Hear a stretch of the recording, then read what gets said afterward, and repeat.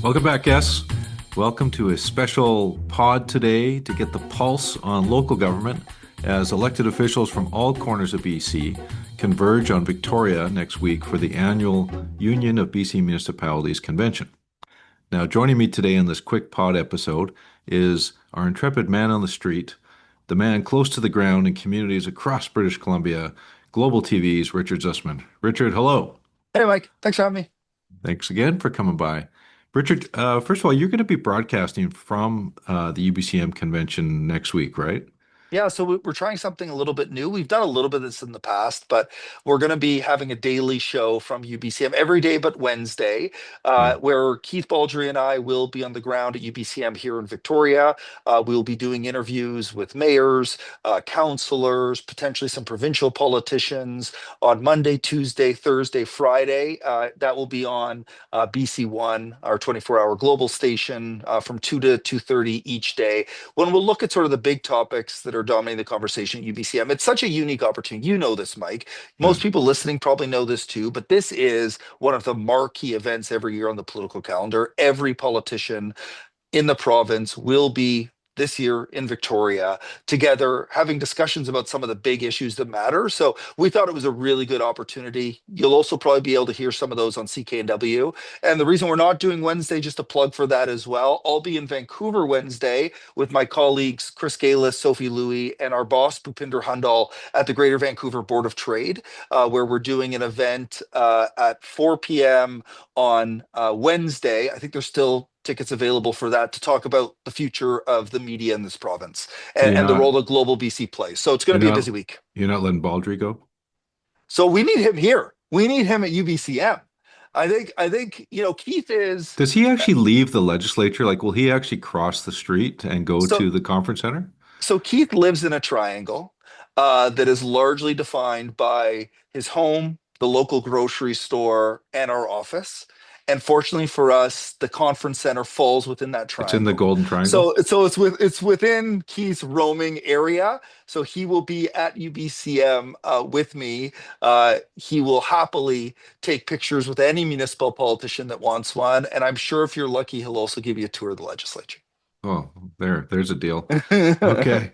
Well, thanks for giving a little color on the UBCM convention because some of our listeners may not be that familiar with it. And as you're saying, this is whatever there are, like 180 municipalities in British Columbia, something like that, 180 local governments, and they tend to all come as the mayor of Lytton, who has what 300 citizens, Denise O'Connor, she'll be there, and so will politicians from the city of Vancouver. So quite a range of large and small, and lots of issues, but they all have something in common. They're all local council, and they're all Yep. have responsibilities to deliver for their property taxpayers. Now, we're going to go through just what we think are going to be some of the topical issues next week.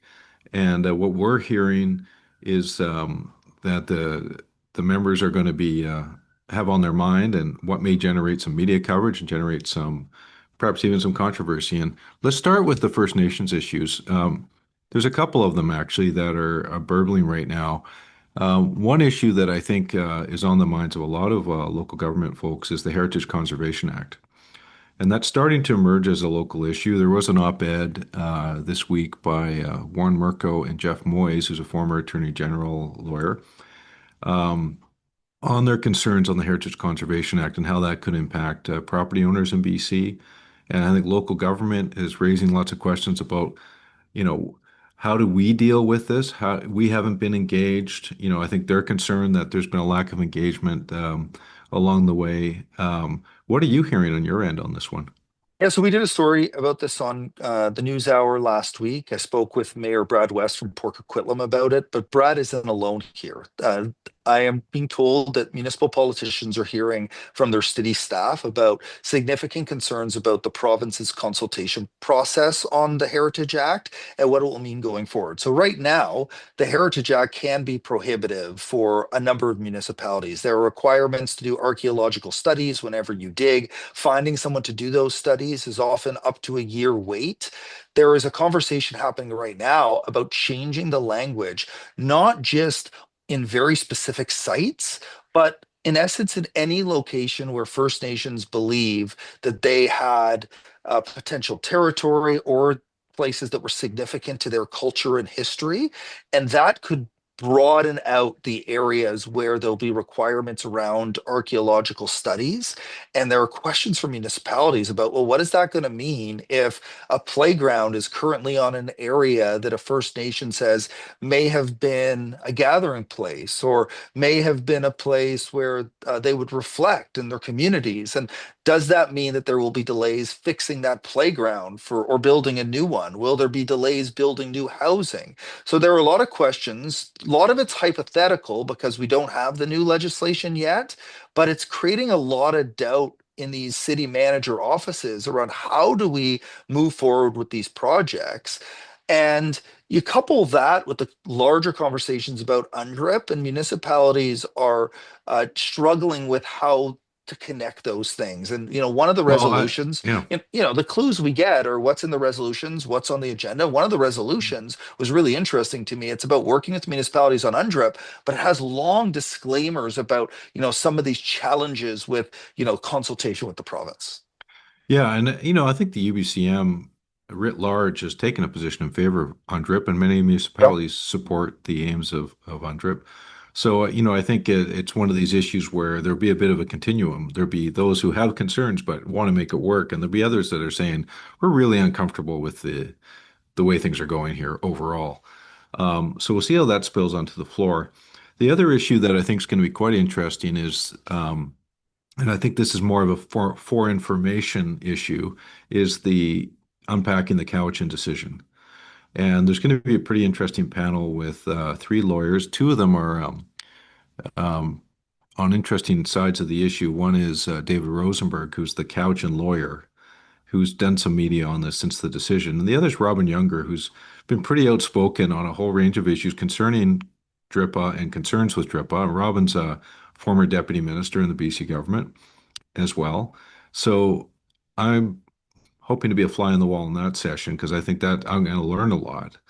But it's, the city of Richmond's appealing that decision along with other parties. And, I think a lot of municipalities are thinking like, what does this mean for us?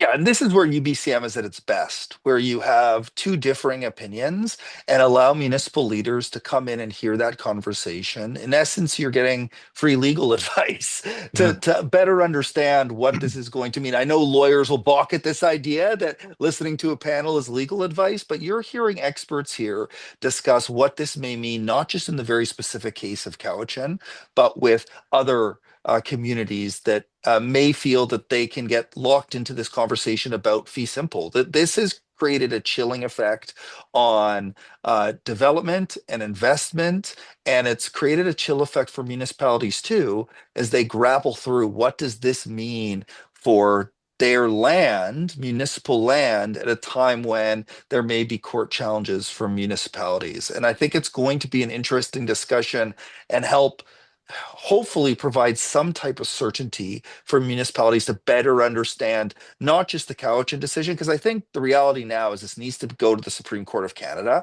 There needs to be a decision made, even that's the reference case or goes all the way through. There needs to be some sort of clarity from the legal system to Mm. better understand the long-term impacts, because municipalities will have significant problems navigating it themselves.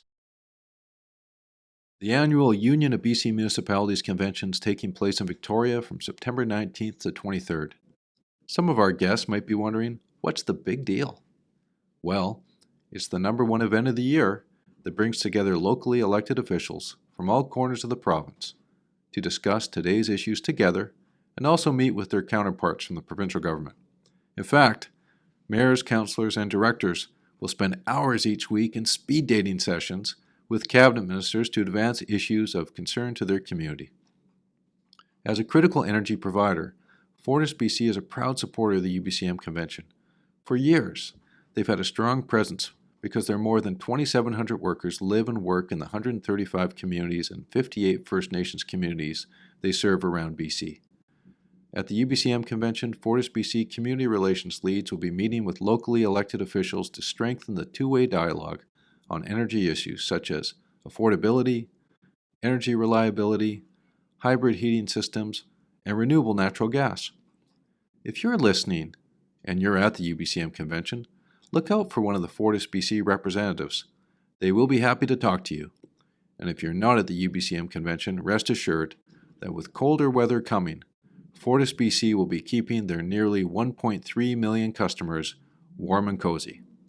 FortisBC, energy for a better BC and a better podcast. Okay, well, here's another hot issue that we're bound to hear about at UBCM, and that's, unpacking the issues around street disorder. Yeah. What's happening with the intersection of mental health, opioid crisis, law enforcement, housing. A lot of concerns bubbling up. I think, a few years ago, there's probably more openness as to how decriminalization might work. Um, Definitely opinion varied from community to community, but there wasn't a sense that where we are today was on the radar screen in terms of a lot of downtowns in outside of Vancouver greatly impacted by the fentanyl crisis. And one of them I read about this week is Smithers, which is a pretty small community up north, but they are facing significant issues around street disorder in their case. And there will be a rally on Wednesday, I believe, with the SOS group. Our old friend Jess Ketchum in the pod Yeah. is involved with that, and I believe there'd be quite a few municipal leaders going over there to express their concern over the issue. What are you picking up? UBCM was the first place where I really started to see cracks in the foundation around decriminalization. UBCM is also one of the first places where you started to see municipalities call for decriminalization. So as you Yeah. watch this conference over the years, you start seeing these issues evolve. It's the first time often you start seeing these challenges emerge. And like you described, it is now not just a big city issue. It is an everywhere in BC issue. And mayors and councillors are still trying to better understand what tools they have at their disposal to work with their local RCMP or work with their local police and also work with the province. I think one of the things, Mike, we'll see a big push on is we need more treatment and recovery facilities. And that needs to be connected to housing as well. Also bail reform. And again, these are rinse and repeat issues over the last And year involuntary plus. care. Yeah, so voluntary care, treatment, and recovery. So, what does that look like? How can we provide spaces in our cities to ensure that people have the places they can go to get the treatment they need to get them off the streets? And then on top of that, you know, we heard this time and time again. Pierre Poilievre did this effectively in the federal election. I think he said in Penticton, when there's one individual out of jail, the crime rate goes up by 20% because of one person. And Mhm. it's people like that that, the system has failed, but we're also failing the public by not changing the system. And I think there's going to be a push continually on the federal government. I don't know who's coming to this. I assume Gregor Robertson will be at UBCM. I had forgot to look specifically at that, but Yeah. I wonder what message will be sent back to Ottawa because BC is the epicenter of this. And bail reform is something that is clearly very necessary to crack down on those repeat offenders. And we'll hear that repeatedly from mayors and I'm councillors. actually usually surprised every year at how little engagement the federal government does have Yeah. with this convention, considering all the stakeholders that are here. I mean, Jonathan Wilkinson showed up last couple of years for a kind of a perfunctory address, but I mean, boy, the federal government could get a lot done at a conference like this. But I don't see a huge presence. No. We'll see what comes of. Well, I mean, the House is sitting too, and I know it's complicated, but we'll see whether Minister Robertson shows up. There's a whole host of resolutions, and for listeners who aren't familiar with the process, there's days and days of debate over resolutions, which are obviously non-binding, but they send a signal of sorts. They inform the position UBCM takes as an organization, but also send a signal to provincial government, kind of where communities are at. So, communities like Parksville, Castlegar, Smithers, Maple Ridge, Duncan, Revelstoke, Sechelt, Victoria, Langley, Lumbee, New West, Burnaby, Kamloops, Sicamous, they all have resolutions related to these issues on street disorder, whether it's housing or bail administration or vape shops, um, you name it. So a lot to discuss there. There is a speaker coming in Dr. Daniel Vigo. Is Yeah, it yeah, Vigo? yep. And he's the Chief Senior Advisor for Psychiatry, Toxic Drugs, and Concurrent Disorders. And he's there to speak to rethinking care for those in need. So they'll get a bit of a tune-up from the professionals on these issues too. Yeah, so he's consulting the province. He's the one that's told the province they're legally allowed to move into involuntary care. But I think the specifics of what that looks like municipality to municipality is something that all of these communities that you mentioned and beyond want to get clarity on. And while you were chatting, I pulled up the schedule. So there is something called federal address, which takes place at 9 o'clock on Friday, but there's no name attached to it. So I'm not sure that it may mean that whoever's coming hasn't RSVP'd yet, but you're right in this idea. I've always been surprised by that they don't camp a few MPs. And I know it's a minority government and I know they're in session, but this is an important listening opportunity for the federal government as well. Because Mhm. again, you don't often have access to all of these people in the same room, all of the mayors, all of the councillors, all of the provincial ministers, all of the MLAs. So there is an opportunity to best gauge what's going on. And as much as this may be to the chagrin of Ottawa, British Columbia does matter, Mike.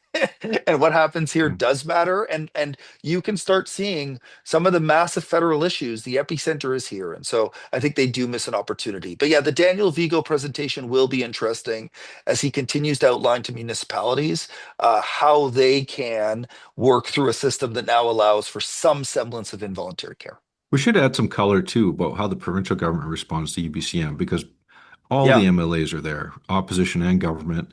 And there's something called speed dating where municipalities, many of whom are outside of Victoria, Vancouver, this is a big deal to get access huge. to ministers. And they spend months trying to secure a 10-minute meeting with various ministers. They'll go in, they'll have their 10 minutes, then they'll be ushered out, and then the next community will come in. And it is literally speed dating. It is Yeah, like in, out, in, out, in, out. And the ministers by the end of the day are just dizzy with the number of people that they've seen, but it's an essential part of the process. huge. And think about some of the ministries like transportation and healthcare, where depending on what corner of the province you're in, the issues can be so different. So Minister Farnworth may be hearing about, a bridge replacement in Kamloops, and then maybe hearing about, a challenge with public transit somewhere on the Mid Islands. Mm. Like that, there are varieties, and healthcare the same around urban and rural, around emergent care, around primary care. Josie Osborne, health minister, may hear from a community that says, "Look, we just lost, one of our." Few family doctors, and then may then speak to the mayor of, New West about the pressures on Royal Columbian Hospital. Like it is so varied and unique. And like you said, it is unique in the access, right? This Mhm. is the one time of year where a councillor from Pouce Coupe has a chance to be up front and center with a minister or even the premier and say directly to them, these are the issues that matter to our community. And I know these ministers and the premier take as many meetings as they can. The reality is they can't meet with everybody who wants to, but it's about, that's why they do the work leading up to this. Yeah. You secure your spot, you make your pitch, and then that ultimately may lead down the road to getting that new piece of infrastructure, getting that support in your community. So that matters immensely for that community in that very rapid meeting around getting the minister up to date on an issue they may not be Mhm. familiar with, and then potentially changing their mind in a matter of So, minutes. so some ministers will be really busy, as you note.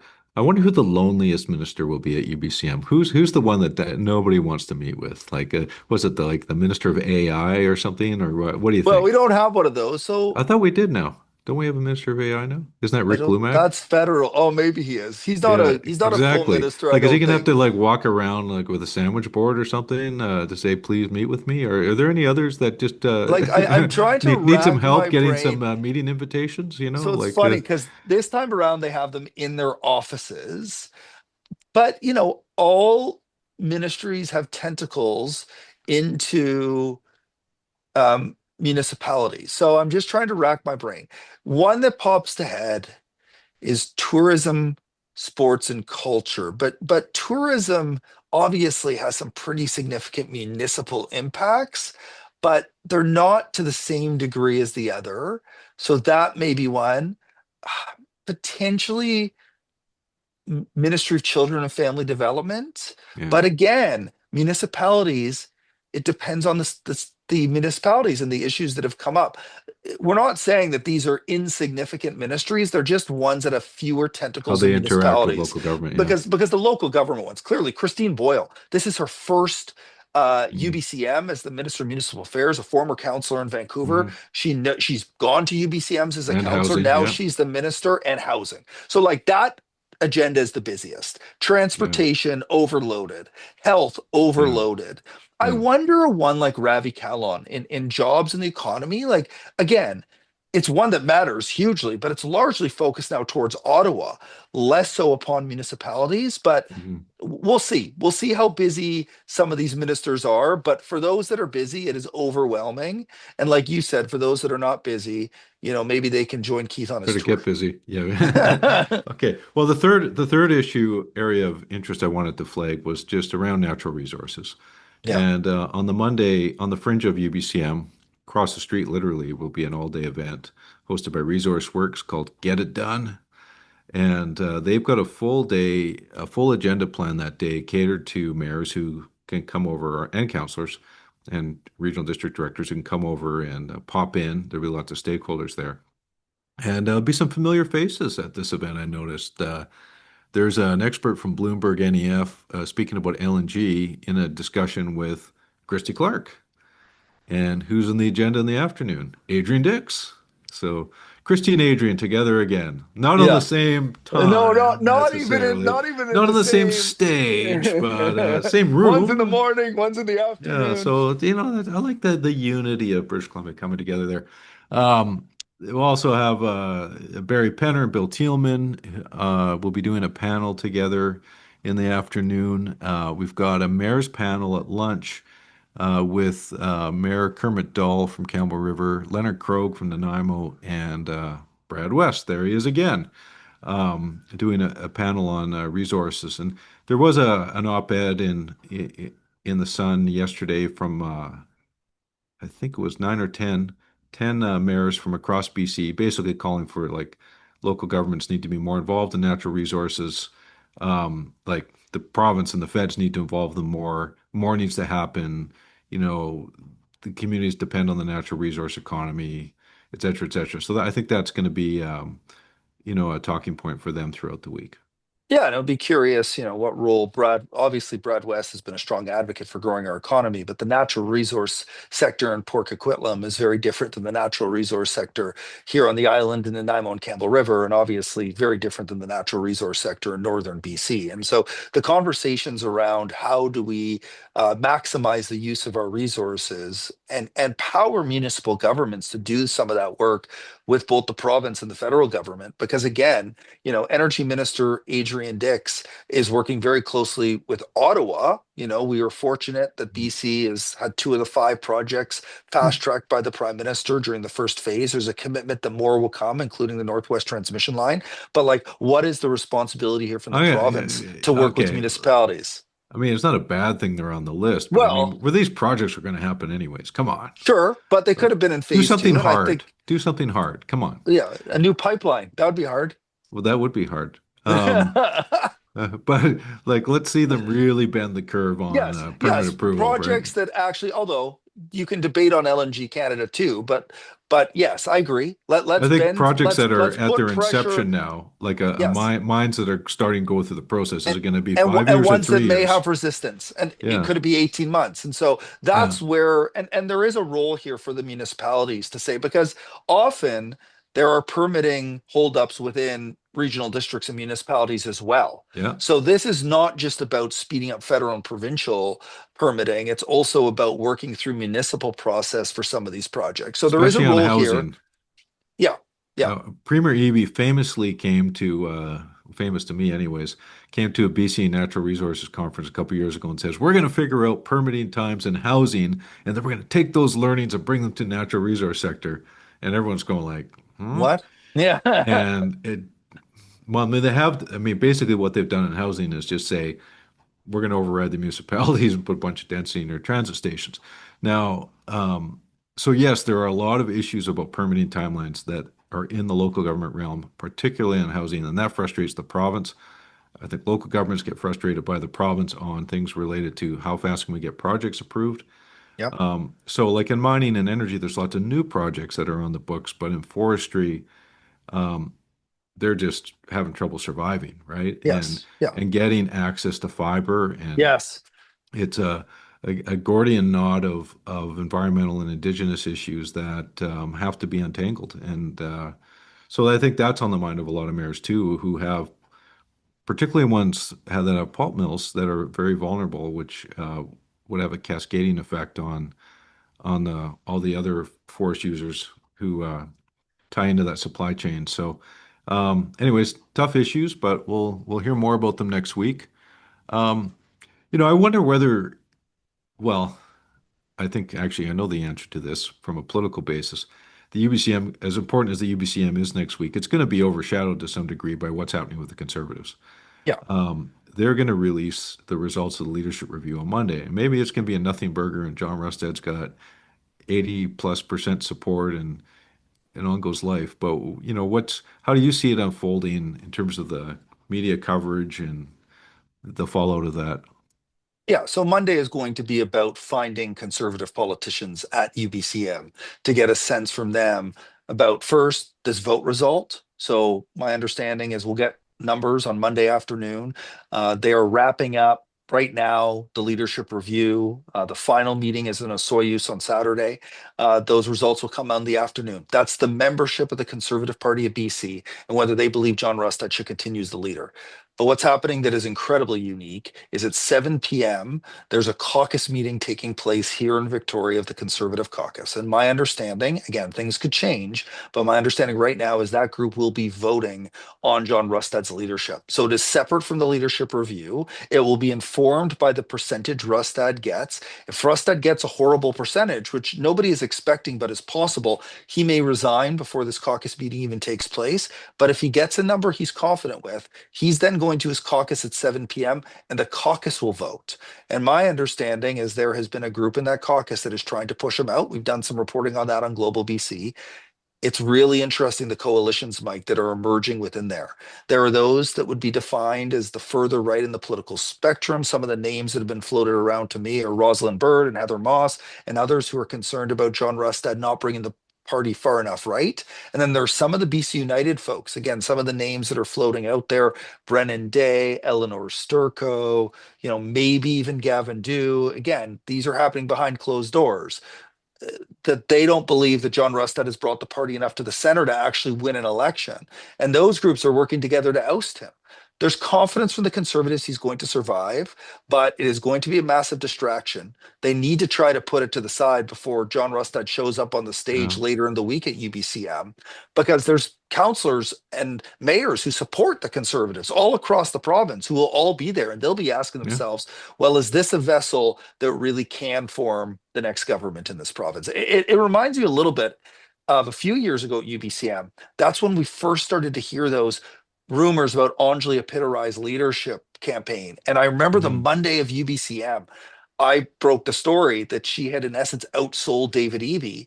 And I also broke the story that same night that they were offering to, Anjali's campaign was offering to buy people's memberships for them, which is against the rules. And ultimately, very soon after that, it was either by the end of that week or by the next week, Apitturai was out.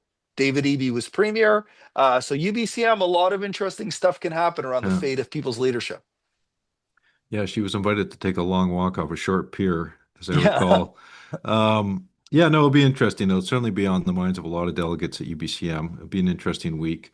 I mean, it's that caucus will either hang together or hang separately, because if Rustad hangs in there, if he has the votes he feels he needs on the leadership review, um, they either come together as a group and become unified and singular in their focus to win the next election, or the soap opera will continue. So, well, they're not the only leadership Oh yeah. issue next week. We got the Greens on Tuesday, right? Yeah. That So the results come out Tuesday night.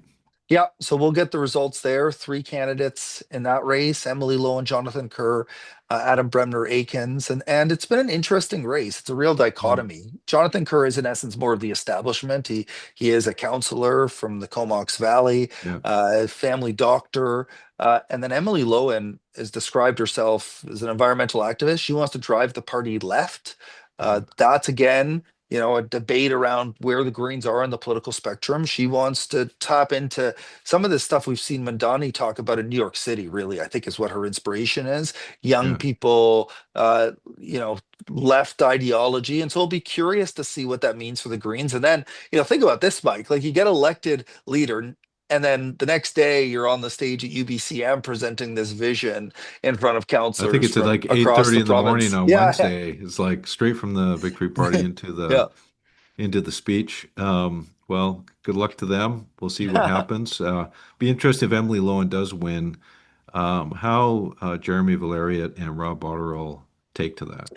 It's really interesting because I would describe both of them as, in essence, more moderate of the Greens. They are very similar, I think, to Jonathan Kerr, but Emily Lowen would drive things differently, try to engage a new type of electorate. But the reality is, those are the two that were elected. They were elected by their Hmm. communities. They serve here in the legislature. And will there be a disconnect between the leader, unelected, and the two electeds? And how will that work in integrating Emily Lowen into the team? Always when you have an leader who has not been elected as an MLA, there are issues around where they spend their time and how do they get media attention. So, but the policy differences between Lowen and Valeria de Botterill will be interesting. We'll see how quickly those are tested. A key part of the week coming up at UBCM will be the hospitality receptions and the and the suites. There will be no BC government reception this year, and that is no joke, Richard. The comedian budget has apparently eaten into the hospitality budget. Um, but as a cost-cutting measure, they are not no longer entertaining local government. Local government will have to survive on their own wits without the roast beef carvery of the BC government reception this year. But there will be a lot of things going on in the evenings where people are schmoozing and networking and where a lot of business gets done, frankly. Yeah, you get invited to a lot more receptions than I do, which I think says more about me than it does about you. But it is an important part to have people gather. I've got some of my best intel at some of these events as the nights get longer and longer for some of these Yeah. local politicians. But it's also, as you describe, an important way for groups to come together. You'll have resource sector companies that will host events. You'll have industry groups, like-minded people who want to have conversations around certain issues aside from those plenary sessions. And it does give a unique opportunity to see these people in unique environments. The no government reception is interesting. The It environments get more unique as the night goes on. Yes, yeah. And I think one of the things as well is government needed to send a message they weren't wasting taxpayer money. Global BC has done such a great job on these stories, especially around Metro Vancouver and waste. And I Mm, think there are more organizations, especially ones that are funded by taxpayers, who are acutely aware about the perception of their receptions.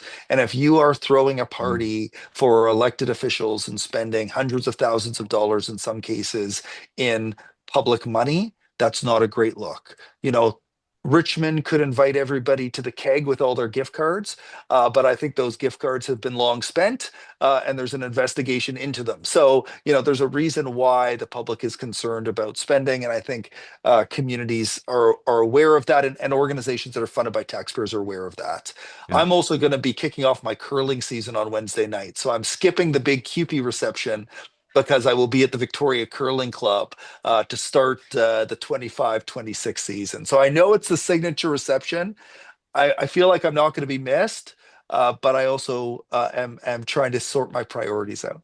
Yeah. So sorry, folks, no BC government reception. Please report to the legislature and get a tour from Keith Baldry. Yeah, yeah, exactly. That will be your perk No this year. taxpayer dollars spent on that. All right, Richard, should we go to the mini bar quickly? Let's do it. Do you want to raise a glass or take a shot for anything? Yeah, so I will raise my glass to My friends from Pooscoupe, because there are a few So it is councillors Poos from Coopy. It's not Poos Coop or Poos Coupe. No, it's Pooscoupe. It's Poos Coopy. Pooscoupe. Okay, just And checking. there I find the councillors from one of our great municipalities are the friendliest and most excited to be at UBCM. And I'm excited to see all of them That's next week. Mayor Daniel Veach, I believe. Yeah, and Yeah. it's again part of this equalization that exists at UBCM. That you can come from the smallest town or the biggest city, Yeah. you can work for the provincial government, you can work for a municipality, and you come to this event and everybody has an equal opportunity to share their ideas. And I think that's what makes UBCM so unique. And I look forward to those conversations we're going to have next week. Well, I'll raise a glass to our many Hotel Pacifico listeners who'll be at the UBCM convention from all over the province. I heard from a lot last year and look forward to connecting with you this week. And also raise a glass to outgoing UBCM President Trish Oh Mandeo, yeah. who has served a 2-year term, which is rare. And she'll be passing the torch along this week, but she's a counselor in the city of Coquitlam and steered the organization through interesting times. So raise a glass to you, Trish. Anyways, Richard, thank you for joining for this special episode. We always love to have you here to unpack the issues. Just thank our sponsor, FortisBC. See you next week at UBCM. BC, you can never leave.